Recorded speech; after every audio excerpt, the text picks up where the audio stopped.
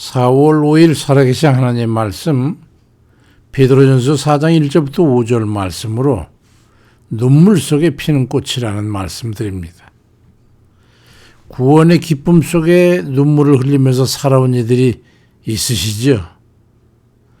기쁨이 있는데 왜 눈물을 흘리느냐고 질문할 사람들이 있을지 모르지만 그 기쁨은 고난을 통해서 얻은 깊은 의미가 있는 진정한 기쁨이기 때문입니다. 그렇게 기뻐하기까지는 물론 말 못할 여러 어려움이 있었고 입술에 멍이 들 정도로 깨물고 인내해서 했던 그런 때를 지나왔기 때문에 잘 알지요. 베드로전서 4장 1절로 3절 말씀에 그리스도께서 이미 육체의 고난을 받으셨으니 너희도 같은 마음으로 갑옷을 삼으라. 이는 육체의 고난을 받은 자는 죄를 그쳤음이니 그 후로는 다시 사람의 정욕을 따르지 않고 하나님의 뜻을 따라 육체의 남은 때를 살게 하려 함이라. 너희가 음란과 정욕과 술 취함과 방탕과 향락과 무법한 우상 숭배를 하여 이방인의 뜻을 따라 행한 것은 지나간 때로 족하도다. 그리 말씀합니다. 내 맘대로 내 뜻대로 내가 가고 싶은 곳에 가서 내가 하고 싶은 짓을 하면서 육신의 욕심이 원하는 그런 일들을 하면 세상 사람들이 바라고 원하는 대로 살아갈 수 있다면 얼마나 좋겠냐고 이 솔직한 심정이라 그러면서 자백하는 그런 사람도 있지 않습니까? 저는 그런 사람의 고백을 들으면요, 그 마음이 무엇을 원하고 어떤 심적 상태인지 너무나 잘 알기 때문에 가가대소할 때가 있습니다. 좀 더 가서 마음으로부터 원해가지고 주의 뜻에 어서 순복해 살아가기를 그저 바랄 뿐이죠. 그렇게 하고 싶은 대로 살고 싶은 대로 살게 되면요, 바로 치고 들어오는 성령님의 채찍과 막대기가 있었기 때문에 자주하고 살았던 세월이 길었기 때문이죠. 사무엘하 7장 14절에 나는 그에게 아버지가 되고 그는 내게 아들이 되리니 그가 만일 죄를 보면 내가 사람의 매와 인생의 채찍으로 징계하려니와 하는 말씀을 합니다. 주께서는 사랑하는 이들을 훈련시키기 위해서 견딜 수 없는 연단을 통해 죄악의 수렁에서 건져내셨던 거예요. 그러다 보니 다 내려놓게 되고 더 때가 지나니까 말이죠, 정욕의 삶이 처음부터 관계 없었던 것처럼 그렇게 무관하게 되니까 말이에요.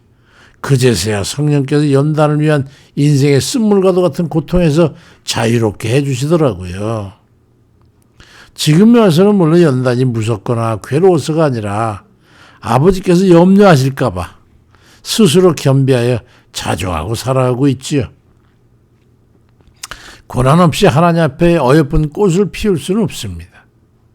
우리 주님도 하나님 아버지 앞에 십자가 고난을 지지 않으셨다면 하나님 아들로서 영광을 누리지 못했을 것이고 무 백성들을 구원해내는 그 구원의 사업을 완성하지 못하셨을 겁니다. 주님께서도 그 짐을 벗어버릴 수만 있다면 피하고 싶어 하셨어요. 마태복음 26장 38절에 내 마음이 매우 고민하여 죽게 되었다라고 말씀하셨을 정도였니까 말이죠. 결국 당시로 말하면 이번 주가 되겠죠. 목요일 저녁에 주님께서 잡히셔가지고 모진 고난을 다 겪으신 후에 금요일 오전에 골고다에서 처참한 죽임을 당하시게 됐던 겁니다. 이번 주를 일컬어서 그의 고난주간이라고 하는 거죠. 그리고 돌아오는 주일 저 새벽에 죽음의 권세를 이기고 살아나셔가지고 영생의 꽃이 되신 거예요. 만약에 주님께서 하나님의 뜻인 십자가 고난을 마다하고 피하셨다면 어찌 되었겠습니까? 우리 주님의 고난에 대한 순종이 우리로 하여금 영생을 선물로 받게 하셨던 겁니다. 고린도후서 1장 5절에도 그리스도의 고난이 우리에게 넘친 것 같이 우리가 받는 위로도 그리스도로 말미암아 넘치는도다 말씀합니다. 고난을 통해 하나님의 영광이 된 것입니다. 우리도 마찬가지지요. 고난 없이 우리가 맞이할 수 있는 게 있습니까? 만약에 사람의 정욕을 따라 음란과 정욕과 술취함과 방탕과 향락과 무방 그런 우상 숭배를 하면서 세상 사람들과 같이 온갖 죄악 가운데 우리가 살고 있다면, 아직도 그렇다면 우리는 희망이 없는 거예요. 베드로전서 4장 1절 3절에 그리스도께서 이미 육체의 고난을 받으셨으니까 너희도 같은 마음으로 갑옷을 삼으라. 이는 육체의 고난을 받은 자는 죄를 그쳤음이니 그 후로는 다시 사람의 정욕을 따르지 않고 하나님의 뜻을 따라 육체의 남은 때를 살게 하려 함이라고 말씀합니다. 너희가 음란과 정욕과 술 취함과 방탕과 향락과 우상 숭배에서 이방의 뜻을 따라 행한 것은 지나간 때로 족하다고 말씀합니다.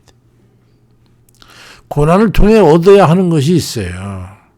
고난은 자신을 쳐서 하나님 앞에 복종시키게 하는 거예요.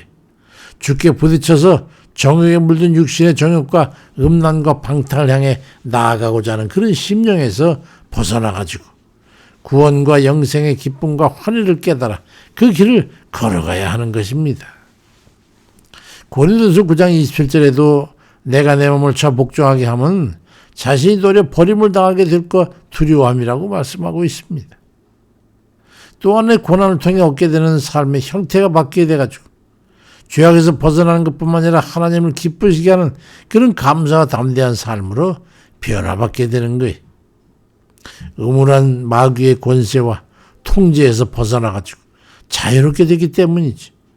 데살로니가전서 2장 4절에 오직 하나님께 옳게 여기심을 입어 복음을 위탁받았으니 우리가 이와 같이 말하면 사람을 기쁘게 하려 함이 아니요 오직 우리 마음을 감찰하시는 하나님을 기쁘시게 하려 함이라고 말씀하고 있습니다.